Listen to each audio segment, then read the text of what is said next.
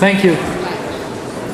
I want to introduce David Asulin. I had the opportunity and pleasure to meet him in Uman this past year in Rosh Hashanah. He spoke very highly of his Rabbi Rosenfeld, and he shared many stories of how he made Uman what it is today. He literally is Uman. He put a lot of effort into building the kever and building the structure of Uman what it is today.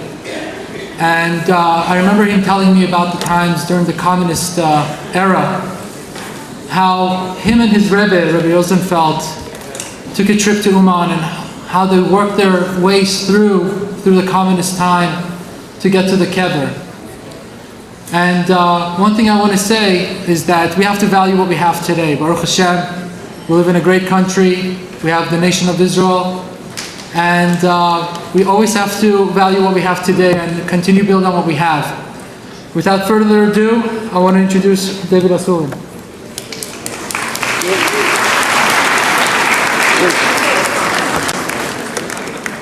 I want to thank Hashem for putting me on this pulpit. We have one of the greatest speakers in the world behind me. In fact, every Rosh Hashanah, I'm proud to say that Rabbi Gedale Fenster eats at our table and shares all the stories with us. And it's very, very interesting. Talking about Uman, in 1965 I went to Uman, and it was the Iron Curtain, and all the people said I turned communist. This guy turned communist. He went to Russia. It was Russia. So when I came back from Uman, I went to a place called Bradley Beach, New Jersey, where all the Sephardic people go for the summer. And it was a miracle that I just called out the shots. This guy, that's your wife, that's your wife, that's your husband, that's your... And in 1 hour, I had 6 weddings on the beach, just introducing them together. So you cannot speak in 2 minutes like they want me to say about the Rebbeinu Zal, because that's one of the biggest tzaddiks that ever came to the world. And if everybody knows today how it's flourishing, everybody talks about the Rebbeinu Zal, all of a sudden they're quoting the people that threw rocks at us, they came on our side. So without further ado, I'd like to say one story, that we were in Uman, and there was a fire in my apartment. My son lit an oil candle, and it lit and burned down the shelf and everything. And we had Dr. Maydab sleeping with us in the apartment. And at 3 o'clock in the morning, there was a fire. And he woke up everybody, and he said, there's a fire. And my son, Nachman Asulin, he got out of bed. He found a tikkun haklali on the table. Maybe it was about this size. And he got so excited, he started to hit the fire with this Tikkun HaKlali, the 10 chapters that Rebbeinu Zal talks about. And before you know it, we still have the Tikkun HaKlali. The fire went out. It was high into the closets. The fire went out and went right out the door. And we have witnesses that saw it. Dr. Maydab was there, and many other people that woke up in the apartment. So when a person goes to Uman, you see miracles. How many times people go to Uman, they come home, they get married? How many people wanted a child, they came home, they had a baby? This is not a coincidence. When a person attaches themselves to the Rebbeinu Zal, like Gedale is trying to tell everybody, you're in a different world. The thing is to have hitpodedut, talk to Hashem every day. So you go tell people to talk to Hashem, they say, oh, I talk to Hashem, no problem. No, but you really don't. Take 10 minutes, 5 minutes, 1 hour a day, like Rebbeinu Zal says, to speak to Hashem privately in your own language, and you're going to see miracles happen in your own life. Many people in this audience has fears, they have different things going on in their mind. Forget all about that. Give up. Believe in the tzaddikim. Help people come back to life. Come to Breslov, because that's the only place you're going to find the real emet. A person who talks to Hashem every day for 5 minutes, is unbelievable what could happen to that person's life. We had, just to show you, I'm going to close with this one. Don't get nervous, please. I'm going to close with this. You can do anything you want, and when you attach yourself to the tzaddik, sometimes I walk in the street without raving, without boasting. People say, "Oh, Rabbi Nachman." They point at me, they call me Rabbi Nachman. But if a person attaches themselves to a tzaddik, you can do anything you want. So the strongest thing that we have in Breslov that came from our Rabbi Nachman is Tikkun HaKlali, 10 chapters of Tehillim. And he says, read these 10 chapters and you'll be forgiven for every sin possible. So this was so powerful in my mind since I was 45 years ago, that one day I got a thought, why don't the whole world say Tikkun HaKlali? So we did immerse on a project, and in 2 months' notice, we had over 1 million people saying Tikkun HaKlali at the same time. 1 million. It's documented. And now, before I close, I want to say this. We're going to go back to the Beinazal. He says, have hitbod yadut. That's what we're going to do. So Rosh Hashanah, this coming Rosh Hashanah, we're going to try to have the whole world teach them how to say, thank you, Hashem. Thank you. Because no matter what happens to you, it's all from the Shamayim. You have to know it's thank you. A person has a stomach ache, thank you. You don't know what's going on in heaven. It's helping you. So with this, we're going to have Bezrat Hashem. This Rosh Hashanah, we're going to do over 1 million people to teach them how to say thank you to Hashem in their own language, and then you can pour out your heart to Hashem. And I wish and pray that Gedale continues to open more Breslov housing and more students and more people, because the time has come. Don't give up. This is the time to get on the boat. Thank you so much.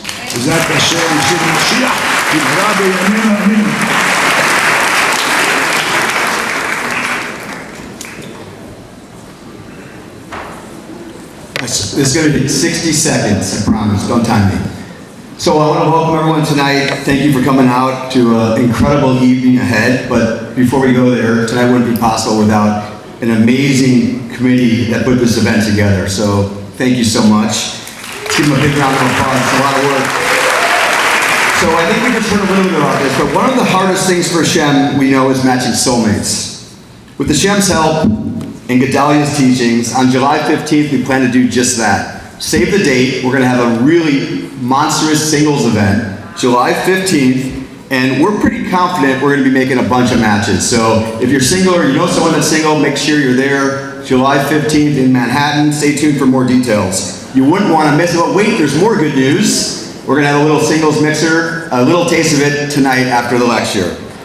One last thing, speaking of which, been counting the days during these 49 character building days until Gedalia's return to New York, right? And there's not a day that goes by that I don't listen to his lectures. How can you miss it? I gotta admit it, I'm a Gedalaholic. You want a little taste? The soul wants what is good. The body wants what feels good. The ego wants what looks good. Well, guess what? It's time for us to get into our soul state. As we know, Gedal means to grow. Inspiring, motivating, transforming so many of us in so many ways. In the name of Hashem, turning Dalit into Hay, please help me welcome the man, Gedale Fenster. Thank you so much. We also have a major event on June 15th in the Mamila Hotel. Also, we're going to have a major class and also a singles event. June 15th in Jerusalem. So thank God we're spreading, whoever's in Jerusalem in the summer, you guys are welcome. So I want to thank everybody for coming. It's an unbelievable crowd, unbelievable.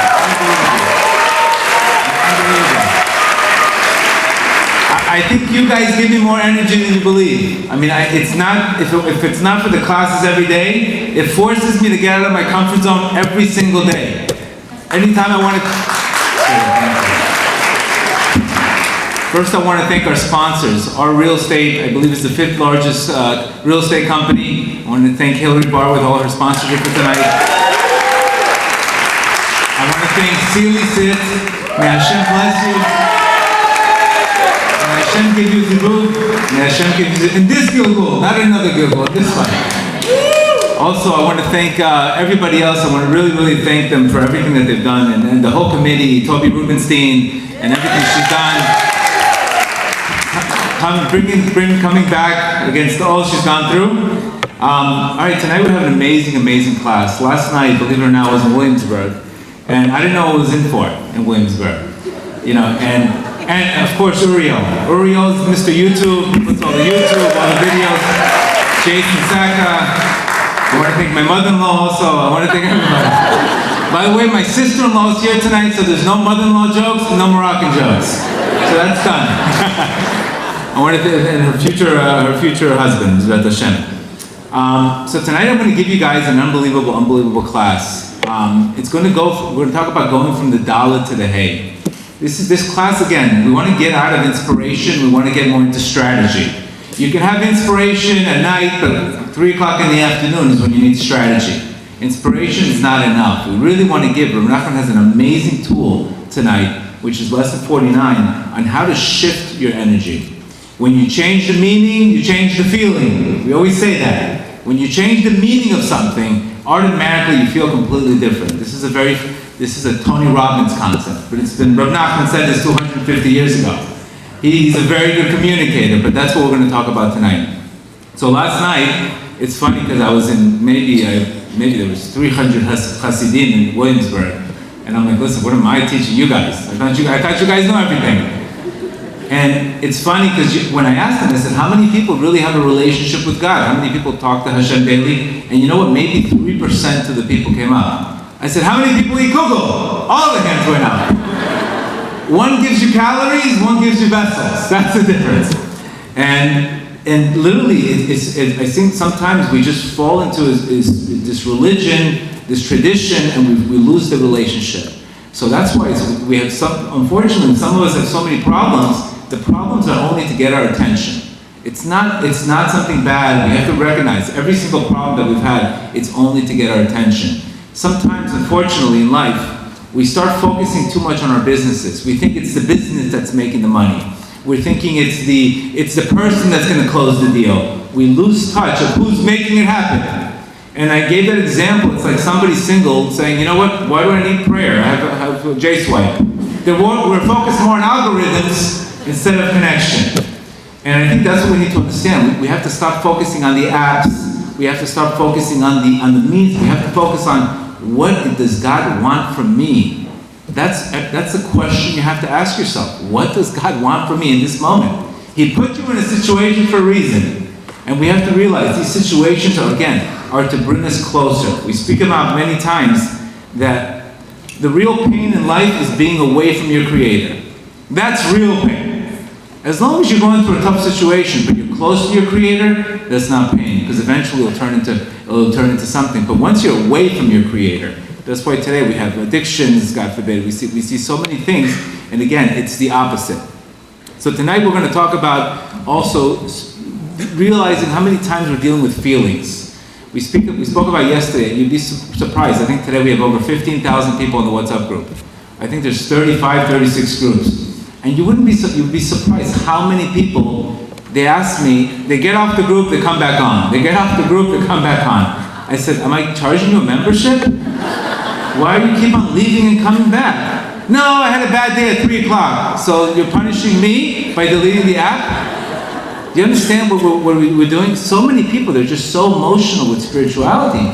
And what we need to understand, that this is one of the things that Rav Nachman taught me, is that anything spiritual, if you have obstacles in spirituality, it's a good sign. Like we said, if you went to a horrible Knick game for 3 hours, there's no obstacles going to a Knick game for 3 hours and watching them lose every time. But how come it's so hard anytime we want to do spiritual? We speak about, you know what, do the Tikkun HaKlali. No, I don't know where it is, I lost it, etc. Or do me a favor, why don't you just pray for 5 minutes a day? No, I don't have time, I don't have my head. The problem is you have to understand something. These obstacles that you're getting on spiritual is for a reason. Anything spiritually, when you have obstacles, is for a reason. Many times I've coached people dating, and they tell me, I don't understand. We had 2 great dates, and then after the 2 dates, I don't know what happened. I don't feel like I like the girl anymore. Or I don't feel like this is good anymore. Of course there's incidents, but the first 2 days is a gift from God. After that, you have to develop it. People need to understand that. That means the first gift, if a person feels inspired, like the first day on Passover, everybody went to the Seder on the first day. The second day, maybe 30% attendance. How come? Because the second day, the person has to make the arousal. It doesn't come from above. You have to get to work. You have to work. You have to develop determination. So what people don't understand today is, oh, I tried something, but I don't feel it, so they quit. The problem is, this is going to affect your zivugim, this is going to affect your business, this is going to affect everything in your life. So spiritually, remember, if you're doing something and you're getting interference, it's actually a very good sign. It's okay that the guy wants to lose 30 pounds. He has a couple cravings. That's what's supposed to happen. He's not going to feel comfortable all the time. The same thing spiritually. We need to understand, anytime we start, Nachman says, that anytime we start anything spiritual, whether it could be thanking God every day, gratitude, or spiritual cleansings, or his bodhidut, or trying to forget about the past, what happens? They see you're trying to forget about the past, it comes back 10 times worse. And this is exactly part of the process. So many people try, and all the time they quit. So this week is a week of Netzach. Netzach means victory, Netzach means eternal. Netzach means this is a long road. This is not a short term, I feel motivated, I don't feel motivated one day. This is not about positive thinking, it's about having wisdom and strategy. What do I do when I have a shalom bayit fight? What do I do when I have a rough day? How do I cut that rough day to a rough hour? How do I overcome my feelings in life? And specifically, Rav Nachman's telling us that any time, I never forget the first time I went to Uman. All of a sudden, I build this hype to go. I get there, I'm like, what the heck am I doing here? The Israeli guy's smoking cigarettes in my face. The other guy's stepping on my shoes. I'm like, why? What am I doing here? I said, what in the world am I doing here? And you know what happens? Every single time I go to Uman, I get the same feeling. I get that drop, that negativity. Where's that coming from? Doesn't make any sense. Because any time something is coming to you, you must experience a fall. Rules of creation. The higher something is, the lower it must fall. I try to tell this to people in recovery. I said, if you only understood how high your soul is, but because you have such a high soul, that's why you fell to such a place. If you understand that, then what do you say? Bring it on. I never forget, when I was 20-something years old, I was throwing clubs in South Beach, I was doing this, I was doing that, but I didn't understand I had this light in my life, but I fell to a very dark place.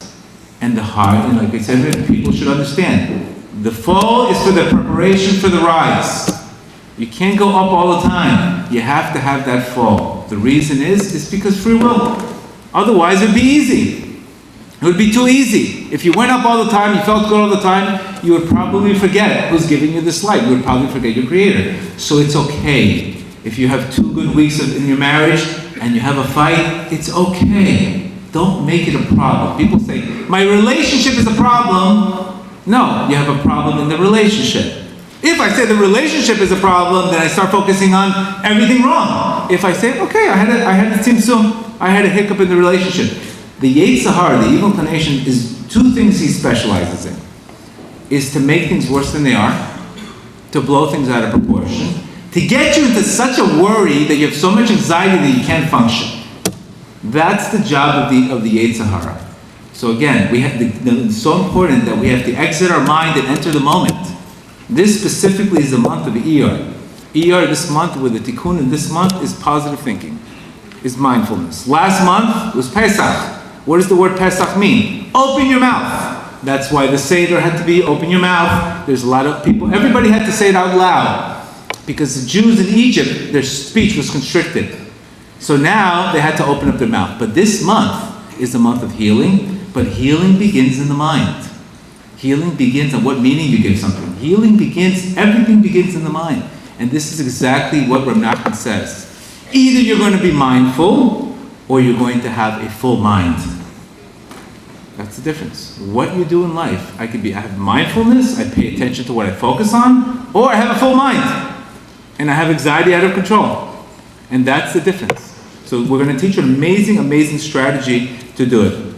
So Rav Nachman says in lesson 49, so remember, anytime, why we're saying this, that anytime you have an elevation and you've experienced a fall, don't say it's a fall, it's a new level.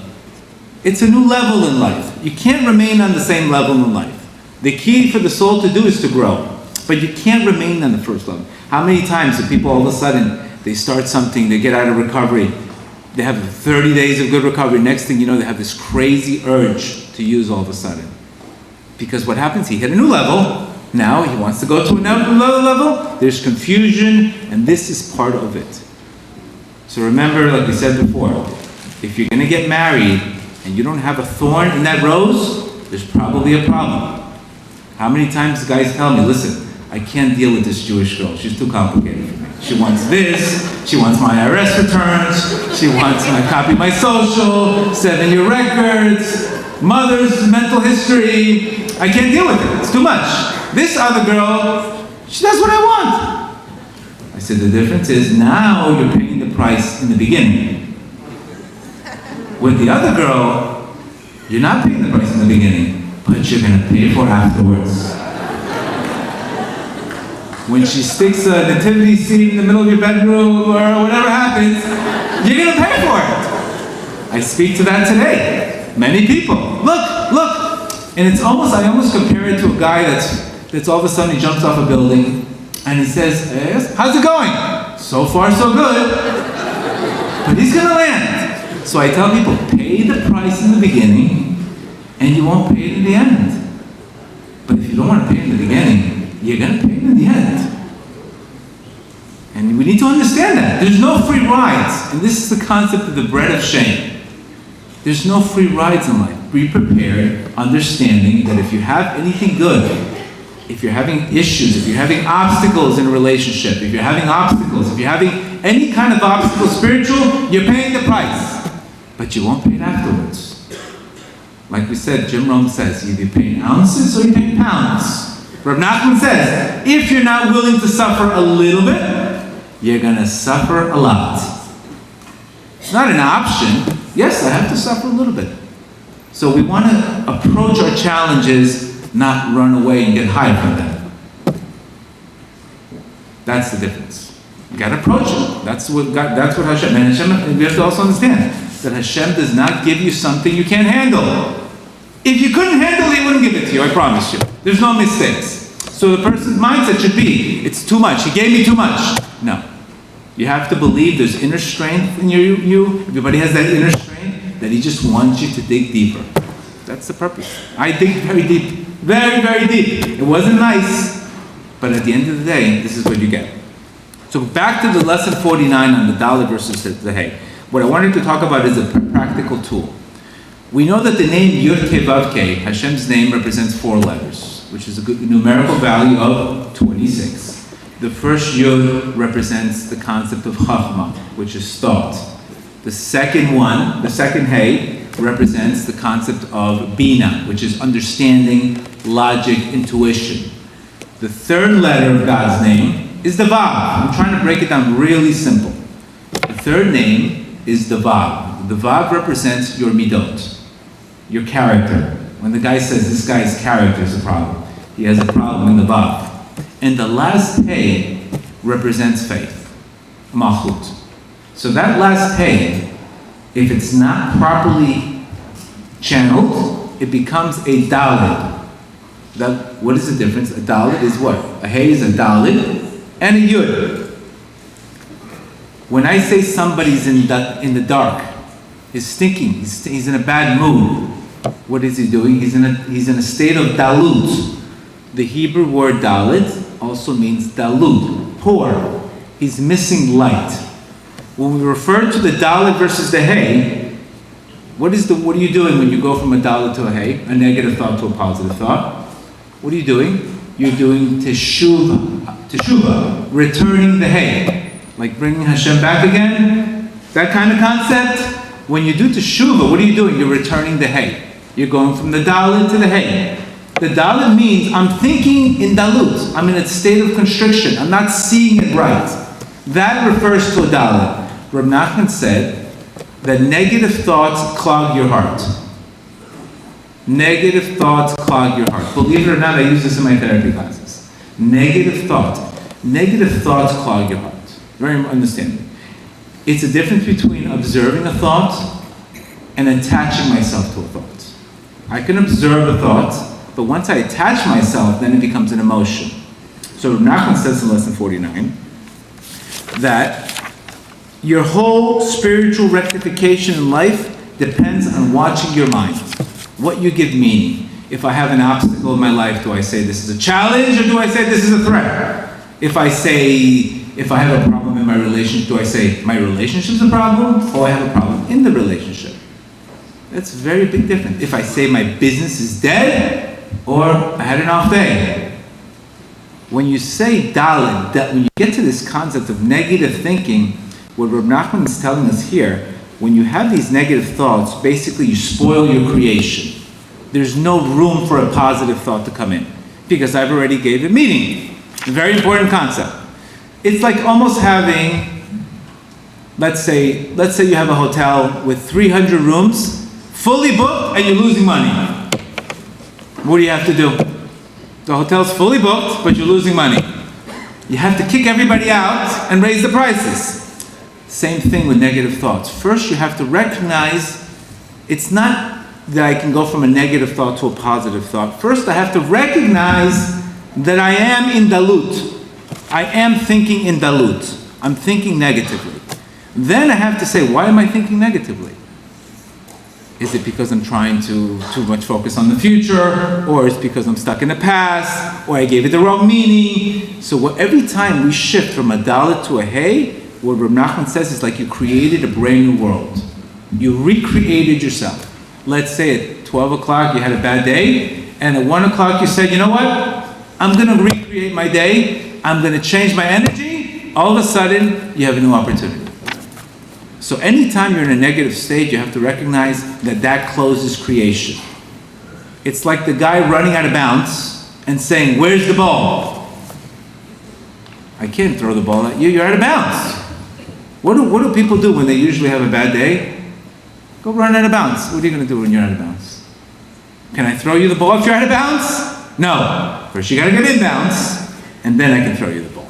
Same thing. First we have to get in bounds and say, am I questioning? Maybe I should start questioning my thinking instead of questioning my creator. So when we catch ourselves, we become mindful. If we don't catch ourselves, what do we happen? We have a full mind of negative thoughts. That's what we're trying to teach you tonight. It's strategy. I'm going to give you about 20 examples of this concept because I want to drill tonight the dalet versus the hey. Because you're going to catch yourself and you're going to say, wow, I'm in a state of dalut. I'm not feeling good. That means the word emotion in Latin means what? It means to move, not to suppress, not to numb, not to run away, not to vent. It means you're having a negative emotion. God's sending you a sign. You need to move. You need to do something else. You need to change procedure or perception. It's not to sit there and suppress it and say, you know what? I'm holding on to this grudge for 20 years. You should have held it on for 20 minutes, not for 20 years. What happened to you? So Reb Nachman says here, when a person thinks good thoughts, he's rectifying his entire creation. Unbelievable concept. I can re-begin. I could say, I can change everything. That's the key. But if he thinks negative thoughts and he dwells on those negative thoughts, then he stops up creation. He stops up his heart. He's connected to a negative emotion. What's the negative emotions? Grief, anger, worriness, anxiety, and that becomes your state. And then you get into a bad mood, and then after you get into a bad mood, then you start giving everything meaning what you're not supposed to. Because whatever we give meaning is based on the mood we're in. The state you're in determines what things mean to you. If you're in a good state of mind, somebody cuts you off on the road, you're not even going to care. But if you're not in a good state of mind, you're going to run after this guy and give him, you know what? What changed? The way I felt about myself. So Reb Nachman's telling us this exercise, going from the dalet to the hey, You might have to do it 7 times a day, 9 times a day. It's a concept where you shift your focus from dalut thinking, saying, why am I thinking this way? Add the positive thought, change your thoughts, see why, empty your heart, and then add the yud, and that becomes the hey. Then God's name is complete in your life. Otherwise, you have yud kevav dalet. When the guy says, you know what, I got divorced 5 years ago, and this is why I'm depressed. When's the last day of his creation? 5 years ago. 5 years ago. What's today's date? Today's 2014. You never moved on. You gave it negative meaning. I had a situation the other day. Unfortunately, I had a 28-year-old kid who's unfortunately on heroin. Nice family, has everything in the world, but what happened? His Moroccan girlfriend broke up with him. He said, maybe it's not such a bad thing, but right now he couldn't understand it. Sorry, one Moroccan joke, that's it.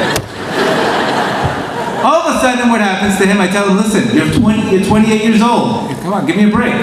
I'm 41, I already got remarried. There's plenty of singles out there. But he could not see past 27 years old. That's his whole life. His perception at 27, there's nothing else in the world but that.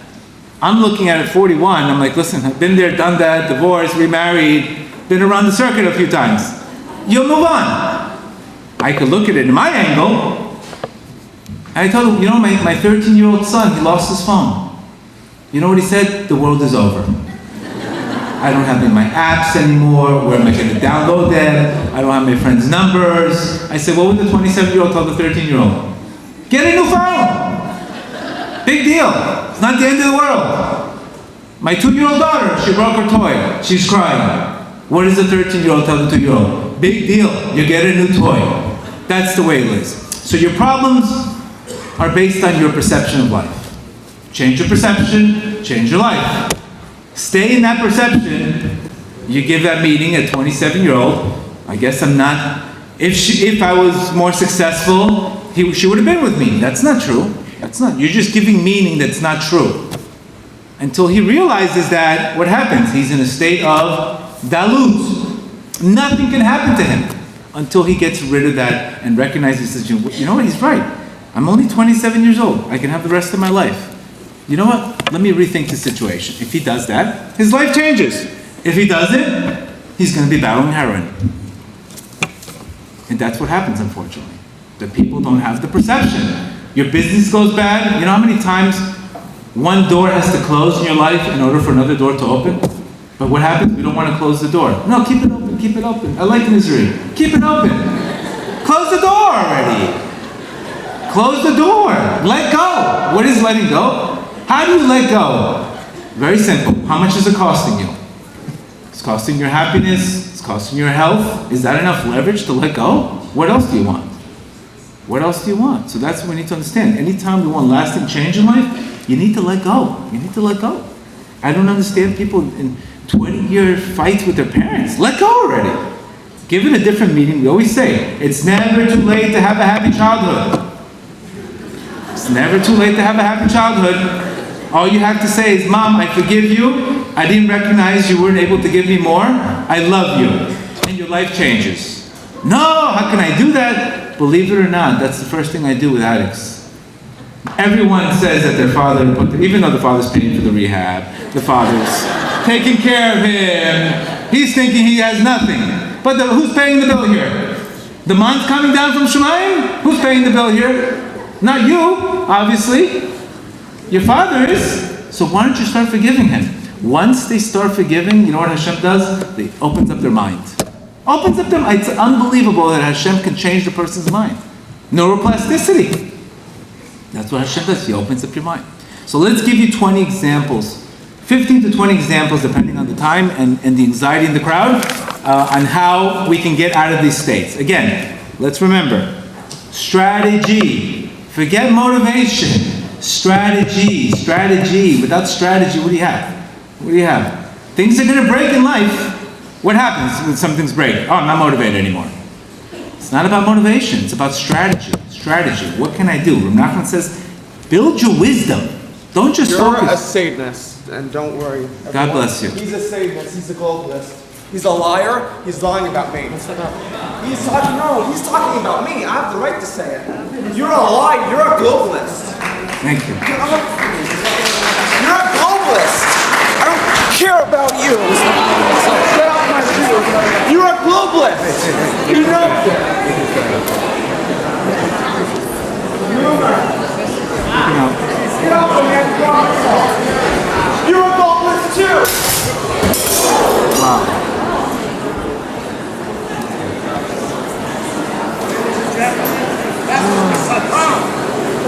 Wow. Okay. It's okay. It's okay. We're in hay now. It's okay. That's darling. This is hay.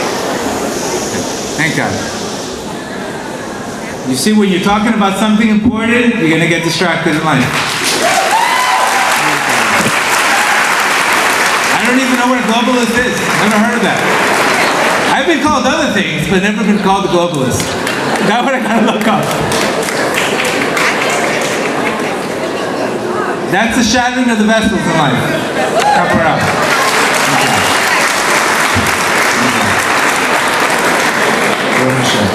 Okay, let's continue. Again, one of the things is distractions. You see how easy it is in life?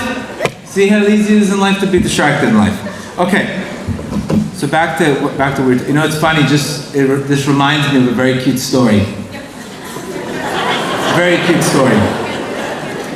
So on closing in the Breslov Center, when I was dealing with getting the Breslov Center originally, the previous owner was a little out there. One day he says, "Okay, I'll sell it to you." Another day, "I won't sell it to you." He's a little spiritual bipolar. So every day he's changing his mind. So I'm like, "Listen." So all of a sudden he says, "You know what? I'm going to do it. I'm going to sell it to you." So what did I do? I took the check. Did you sign that you received the check? I gave him the money. Done. The next day, the first class ever, he calls the police and says, "I stole my money." Now, I'm not a globalist, but he says, "I stole his money." And that was the first Breslov class that we ever did. In that room, never forget. Next to the train, the whole thing. The first Breslov class, he came and he says, you took my check, I never sold you the place." I'm like, "Listen, you deposited my check. Call the police." But you could see, anything that's good in life, you have mishugas in life. It's the Yetzer Hara blocking people. So, let's get to these 20 steps before we focus. See, I have the trains in Miami, here I got this guy. It's unbelievable.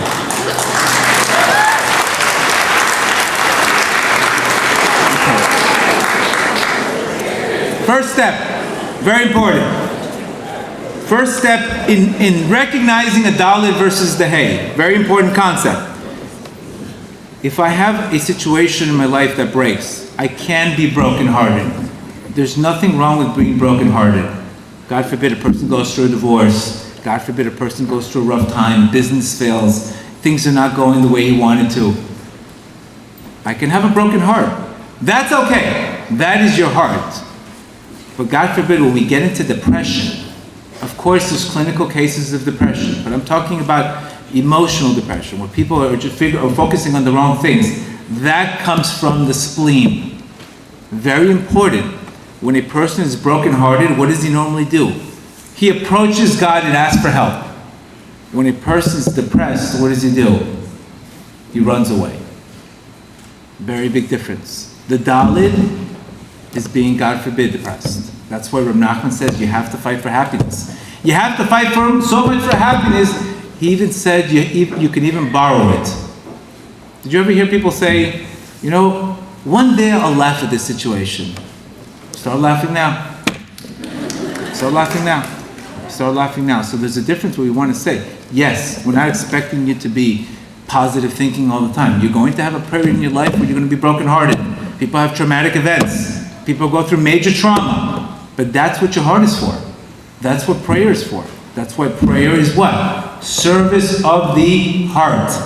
Not service of the mouth. Service of the heart. Take your broken heart and elevate it. And remember, sometimes Hashem has to break your heart to save your soul. Believe it or not. Sometimes Hashem has to break break your heart to save your soul. We don't see it. You don't see the whole movie, but sometimes it has to happen. He breaks your heart, but he saves your soul. What would you rather have? You'd rather have your soul. Because when a person is broken, he has to humble himself. And that's where the elevation begins. So when a person Hashem wants to elevate you, humility first. So remember, the difference between broken heart and depressed, one makes you stop, one makes you go. All I tell people is one thing: just don't give up. Continue praying. Continue praying.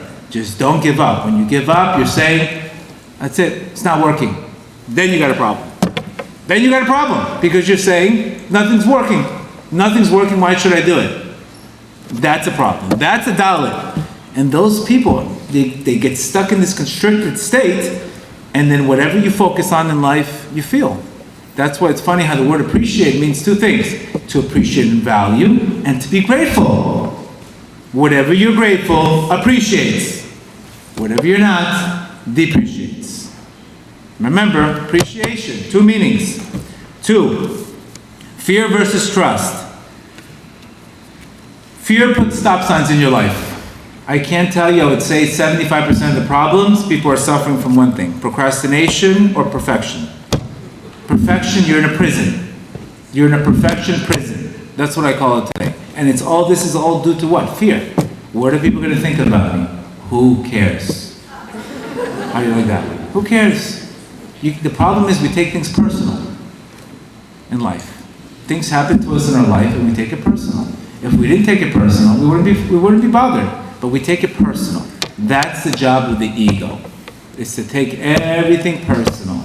Look, he's not with me because he found a prettier girl. I must not be pretty enough. You took it personal. How do you know what he likes? Tomorrow he'll cheat on another one. Stop making it about you.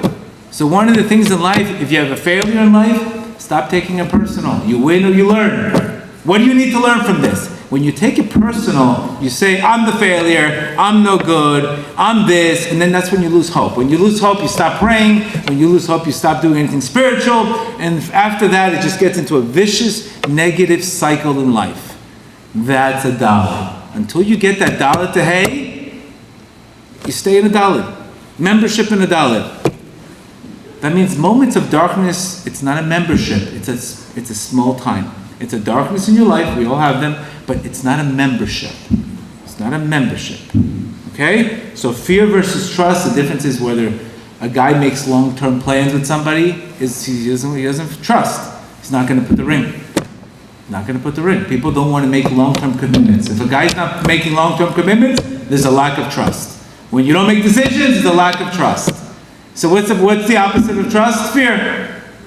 And fear is a prison. It'll keep you there forever. Never seen a guy be successful in fear. One of the kavanahs, one of the intentions that we do on Friday night, when we say Kiddush, because the cup represents the numerical value of 86. It represents the number Elohim, which is nature. So what are we trying to do in life when we're elevating our fallen fears? Because all of our problems today is when the fear is misplaced. So when you take the cup represents the numerical value of 86. You're elevating it back to God. Either I have fear of God, or it's going to be a fallen fear. So that's one of the intentions on Shabbat. We elevate the fear to its place. We raise the cup. Reb Natan says, we raise the cup. We raise the fear. Can't fear attorneys. You can't fear divorce attorneys. I had a fallen fear for a year and a half. But what happens? I misplaced my trust in Hashem, and I feared something else. So what happens? I became a victim to whatever I fear. So you got to be very careful with fear, because whatever you fear, you're going to attract. Fear is serious. We can bring upon this, God forbid, these things if we have misplaced fear in our lives. That's why his bodedut is part of elevating the fear back to its place. And like we said, very simple. When you have trust, you make long-term decisions. When you have fear, you're paralyzed. Fear tells you when to do it, how to do it, it ruins your life. So how do you fight that? You make a decision. Make a decision. That's the opposite. 3, mind over mood. It's very important. We cannot, like we said, we cannot rely on our feelings. We cannot rely on our feelings to make decisions. That's mind over mood. Mind is the intellect tells the heart what to do, not the heart tells the intellect what to do. And that's the difference between having shalom bayit and shalom I hadn't. Somebody tells me, how do I fix my shalom bayit? I said, close your mouth, wait 8 minutes, and it'll go away. But she's telling me this. She thinks I'm lazy. She thinks I'm this. Tell me why she thinks you're lazy. Because she didn't tell me I put the toilet seat up. She thinks I'm lazy. Huh? This is something you put in your head. So anytime you react, when a person reacts to things all the time, what happens? He's low self-confidence. If a person has confidence, he doesn't need to react or respond. Imagine me yelling at this guy, I'm not a globalist. What would you think of me? I'm not a globalist. Well, you would think I lost my marbles, obviously. But if we don't do that, we respond, not react. So if you want shalom bayit, I would say 8 minutes. And I gave a cute riddle if you want on shalom bayit. Just think your wife is a customer. If the customer is complaining, the merchandise is not so good. So what do you need to do? Improve the merchandise. The merchandise. And unfortunately, sometimes the customer, all they want to do is complain and say, you're right. And then you say, okay, you're right. And the customer goes away. I hate to make it so simple. So, mind over mood. You can be in a shalom bayit fight for 8 minutes, or you can be there for 3.5 hours. And you're going to lose the argument. Because when you have self-control, you're giving kavod to God. When you want to be right, you're taking the kavod. See the difference? What do I have to close my mouth? What's the difference? I don't want to be tested, of course, but 8 minutes, you have to say. 8 minutes, she forgets everything like nothing happened. If you fight, 3 hours. So you tell me, if your life is valuable, 3 hours is valuable to you, you would 8 minutes. Fourth, faith versus doubt. When people tell me they have a lot of, they're fatigued, they're exhausted. Exhaustion is a sign of overthinking everything. Overthinking everything. This is the Yetzer Hara. Doubt, numerical value 140, is a malik. We have to destroy doubt. Remember, first people lose faith in themselves, and then they lose faith in God. Can't have emunah if you have no self-confidence. Either you have emunah in yourself, or you don't have it. You can't have faith in God and not have emunah in yourself. So people say, well, how can I have emunah? I don't want to be cocky. No. Humility does not mean thinking less of yourself. It means thinking of yourself less. That's what humility is. Not thinking about yourself all the time. Things are going to happen in life. Things are going to break in life. It's part of the process. It's called the Shvirat HaKelim. Shvirat HaKelim, the breaking of the vessels, is a Kabbalistic term. The Arizal says it very clearly. This is an ongoing process. Things will break in your life many times. Your job is to make a tikkun. And every time it breaks, you're elevating and you fix it and you overcome your fears, you're elevating it back to God. This broke. Things break in life. Things break in life. But every time you break something, you have emunah, a bigger light comes out in the next thing. So it gives us a lot of hope. Okay? Number 5, when you feel like giving up in life, that's the time to turn it up. Very important concept. Anytime you feel like giving up, you should do the opposite. You should turn it up. If you feel like not doing something, you should do the complete opposite. Because what happens is we don't want to rely on feelings. So giving up, and sometimes a person, and I can tell you very clearly, sometimes my best meditations were the worst days right before it. There usually is that darkness right before the light in life. So anytime you feel like giving up, or Nachman says, you might be at the 1 yard line. That's why it's very important when we pray, we have to pray to connect, not just to get. If you pray to get, you're going to drop out. If you pray to connect, you're going to get. First connect, then you'll get. That means let go. Don't watch the scoreboard. Connect to Hashem, and everything else will follow. But what happens is today we pray, I tried, I did this, I'm watching the scoreboard every minute, it's not changing, it's too much, I'm not doing it anymore. What do you think? You're not going to pray for your kids? You're not going to pray for your marriage? You need to pray for everything in life. That's what prayer is for. It's a gift for you. It's a gift for you. It's not a chore. It's a gift for you to change the way you look at things in life. It's something we need constantly. And that's why anytime a person's going through a rough time in life, is because they're focusing on what they're going through instead of focusing on where they're going. You're too much focusing on your problem. Focus on where you want to go. If you focus on what you're going through all the time, what's going to happen? Your mind's going to be, you're going to be exhausted. Where do you want to go? That's what you want to focus on. Where do you want to go? Not what you're going through. That's a one way to completely get knocked out. I'm stressed. I can't handle it. I have no time for this. Because you're focused on what you're going through. Focus on where you're going to go. You're meant to hit targets. Put a target up, focus, and run. But if you don't have any targets, then what are you going to hit? Can you hit a target that's not there? No. Can't hit a target that's not there. So remember, don't focus on where you're going through, focus on where you want to go. And Rav Nachman said clearly, any purpose of desire, of obstacles, it's only to increase desire. It's only to increase desire. If I'm having trouble in something, it's to push more. This is not an Olympics thing. This is from the Torah a long time ago. It's just we don't see it today. We don't see this kind of, this peak performance brought out today. We think, oh, it's peak performance. I got to read this book. I got to read this book. We're not talking about this 250 years ago. Peak performance is a spiritual thing.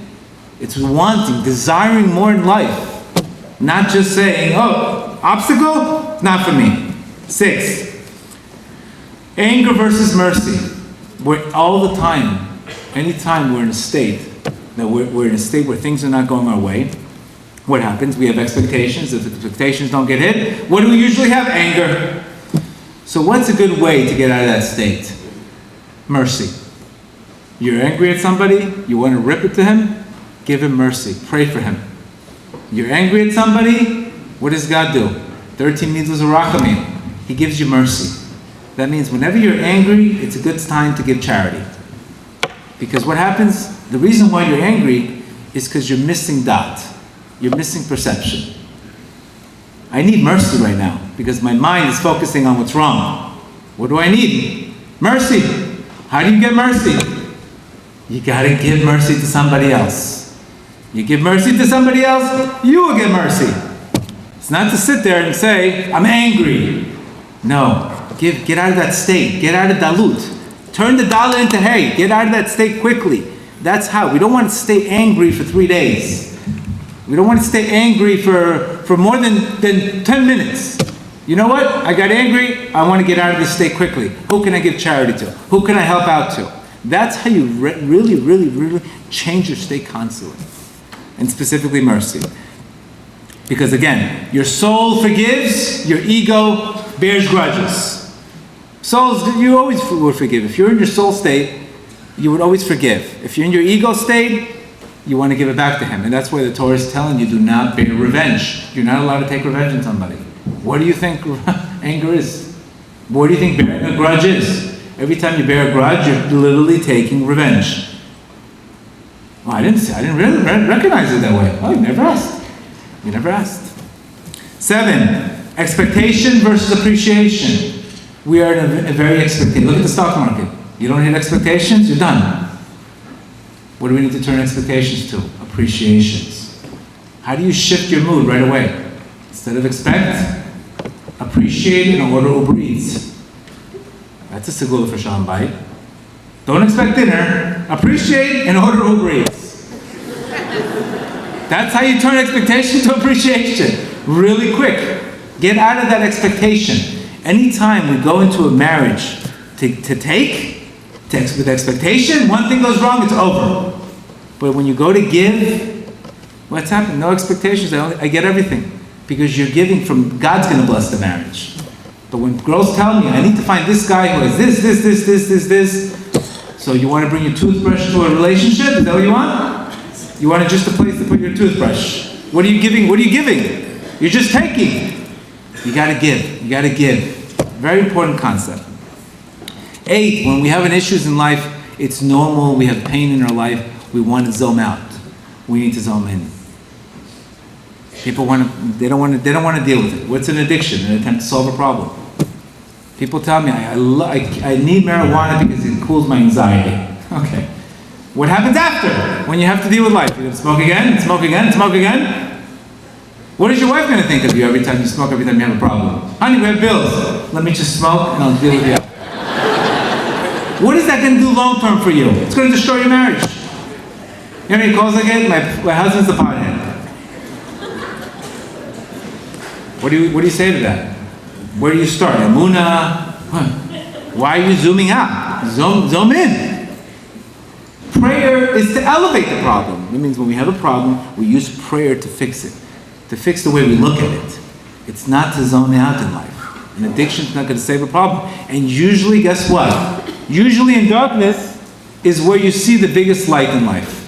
After you pass through the biggest darkness in your life, is you're going to see the light. So you're already in chaos anyway. Why don't you get a reward for it?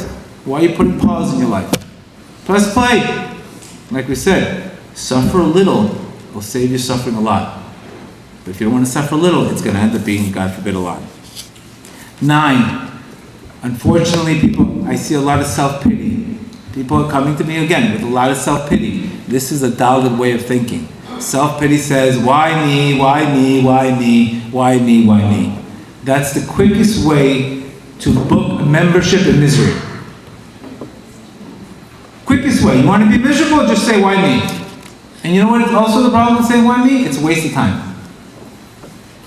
Are you going to get the answer for why me? No. Say, what's next? What's next? What do I need to do next? Forgive, forget, move on. We don't want to say why me, because if you say why me, you're basically telling your creator you gave me too much. You can have a broken heart, but say what's next. Get into solutions. We don't want to complain. Complaining gets nothing. This is the number one problem the Jews have in the desert, and that's why they stayed there. 80% of them, because they say they were complaining about the watermelons. Imagine the guy's Hashem's taking you out of Egypt. You like the melons in Egypt. I like the food in Rikers Island. I mean, what would you think of that person? What would you think of that? So when you say, why me, you're basically creating an audit, God forbid. So we want to get out of that. Remember, stories protect you, but they'll imprison you. That's also a Dalit. When you say, why me, it's a Dalit. What's next is hey. Can't change anything until you do that. When you say what's next, and what happens? Your brain focuses on the solution. When you say why me, your brain focuses on the problem. One makes you stay there, one makes you move on. Again, Dalit versus the hey. It's not you need to understand, Dalit, where am I right now? I'm in a state of Dalit, or I'm in a state of hey. If I feel good, that means the light's coming to me. If I feel blocked, that means I'm in one of these states of Dalut. And then what do I need to do? I need to say, I'm in Dalut. I'm not thinking clearly. Why do I want self-pity? I want to say, what's next? 12. Obviously, roommate versus soulmate. 10. I'm sorry, 10. I still have the globalist thing in my head. Azamra. Sorry. It's definitely a cute joke for the future. Azamra means I will sing with what I have, not complain with what I don't have. Reb Nachman says there's 2 Torahs you have to live with your life. Azamra, I will sing. What are you singing with? When a guy says, I'm 1 year clean, but you're an alcoholic. No, I'm 1 year clean. What is he focusing on? What he has. If he says I'm an alcoholic, I'm never going to get clean. He's not singing what he has, singing what he doesn't have. So a Zamra always focuses on finding the good points in ourselves. If you find the good points in yourself, you're going to find the good points in other people. If you can't find the good points in yourself, you're never going to see the good points in other people. So a Zamra is a shift of focus. It's self-love. It's accepting failure. It's accepting. Rav Nachman clearly said that one time there was a house that was completely burnt down. And he says, and he saw a man picking up the scraps. And he said, what are you doing? You're wasting your time. Your house is burnt. You're finished. Your life is over. He says, you see how the guy is picking up the scraps? That's exactly how you have to do. Build momentum. Pick one thing at a time. And that's how and everybody's going to have a burnt house one day in their life. Everybody's going to have something in your life that's going to break, and you have to pick up the pieces. That's your job. That's a Zamra. I will sing. Self-esteem means I will sing with what I have. Lack of self-esteem, Look at the opinion I have. Remember, if you love yourself, you will invest in yourself. If you don't love yourself, you will never put an effort in yourself. A guy that runs 4 miles on a marathon and then has 2 pieces of cheesecake, he doesn't really love himself that much. Because he just put effort. How could you do that to yourself? So the more you love yourself, the more you will invest in yourself. The less you love yourself, the more you want out, the more you want to lose yourself. So Rav Nachman says, yes, you're going to be down to depression. You're going to get tired in life. You're going to focus on what's wrong in your life. But you have to change your focus to what's right. And then guess what? Once you sing for one thing, like the theory of motion, whatever stays in motion continues to stay in motion. When you start showing gratitude, gratitude will appreciate. So that's that one. Roommate versus soulmate. We have to understand something. Roommate versus soulmate. The more physical you get before a relationship, the less clarity you are going to have. It's very important. If you want to make your roommate your soulmate, otherwise there's a lot of roommates out there. You have to starve your distractions and feed your focus. That means, anytime you get too physical in anything in life, you get too physical with anything, you eat too much, anything that's it's an excess, what happens? Klipot are created. What are klipot? Klipot are negative energies. Anytime you go for too much, like for example, if I eat food and I eat too much food, next thing you know, I'm going to be confused. Why am I confused? I just had food. It's because food, klipot, are created in excess. So one thing we want to do to make a roommate or soulmate is less physical. Get married quicker, but get less physical. It's very, very important, because otherwise you're going to say, I don't understand. Every time I go out, it's not working. It's not working because you can't test drive the car for 30, 40 days. The next thing you know, he's not committing to the car. Don't test or drive so much. I hate to say it so bluntly, but that's what Tikkun HaKlal is for. Your soulmate, you have to get your soulmate. The more, if you have a potential soulmate, and you know he's going to be the one, you don't want to confuse him. So there's a part of the girl, and also for the guy. If that's your soulmate, and it looks perfect for you, when you get too physical, it creates obstacles. So we want to work on that. And I tell people, what do you want? Listen to the soulmate versus roommate. The advice has not changed. So that's what I tell people. Okay, starve your distractions, feed your focus. Where do you want to go? It's very important, very, very important. The last one, we'll start with anxiety, obviously, a New York favorite. 3 causes of anxiety that I've seen. Again, I might not be right with all of these things, but these are observations when you see it hundreds of times. It's 3 causes mainly that I've seen of anxiety that people are going through. Number 1, self-obsession. Self-obsession. Too much absorbed with thinking about yourself all the time. That's a guaranteed way to have anxiety. All day long thinking, oh my God, this is not working, that's not working. Too much self-absorption. Too much self-obsession with the person. Too much. Second, outcome obsession. That's the number 1 way to have anxiety. Focusing always on the outcome. What's going to happen? What's going to happen? Enjoy the moment. Enjoy the moment. Stop focusing on the outcome all the time. I'm praying. What's happening? Be in the moment. Outcome obsession. And the last one is self-comparison. I can't have a class without staying in your lane. Can't have a class without staying in your lane. Don't compare your life to anybody else. Self-comparison. You compare your life to this person. This one has this one on Instagram. You start getting anxiety. How come I don't have it? How come I'm not married yet? Why would you put yourself in that situation? All right, guys, that's today's class.